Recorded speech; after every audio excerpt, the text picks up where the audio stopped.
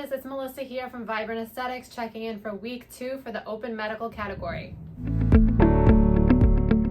In my treatment plan, I'm going to be combining both aggressive and equally soothing modalities. This will help to deliver both balanced and effective results. I'm going to stay consistent with the types of treatments I'm choosing, so this way we can achieve progressive results, meaning that we're going to build upon the last session every time. I'm also collaborating with Gerlyn from NPG Aesthetics. Together we will be doing a combination of advanced skincare treatments and medical enhancements.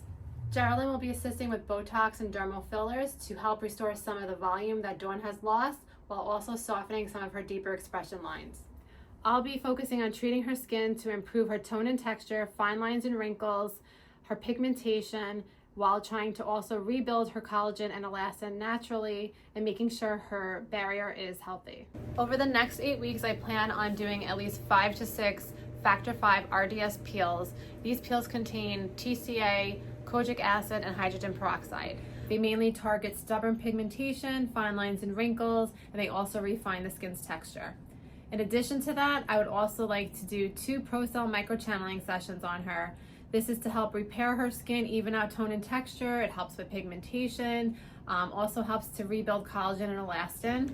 And in between all of those aggressive treatments, we will be having some weeks where we're just going to be doing a hydrating, calming, soothing facial that's just going to help make her barrier strong and keep her skin hydrated and healthy.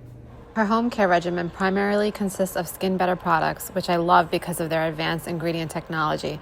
These formulations are designed to deliver high-performance actives deep into the skin to help retrain the skin to function optimally and maintain long-term health.